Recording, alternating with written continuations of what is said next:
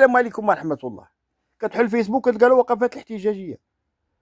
واش هاد المغرب عامر مشاكل حتى لهاد الدرجة ما تقدروش لجان وتحتوي هادوك المشاكل كاملة، وحوار وتفتح حوار وقنوات وهادي، ولقاو الحلول ديال اي حاجة. ما كاينش شي حاجة ما عندهاش الحل الا حاجة وحدة، هادي هي اللي ما عندهاش الحل. يا لا بغيتي تفرض السطوة ديالك، ولا بغيتي تفرض شي قوانين اللي رافضها الطرف الاخر،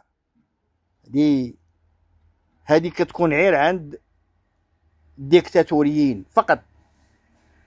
لان هادشي خطير. يعني هي الحكومه علاش كتصوت عليها الناس؟ علاش؟ باش تلقى الحلول، باش تلقى الحل اي حاجه.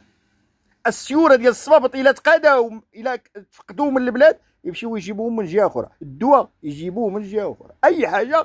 المهم انتخبوا عليهم باش يلقاو الحلول. لكن تنتخب عليهم وتلقى المشاكل ويديروا لك هما ويكونوا هما سبب المشاكل، الله غالب.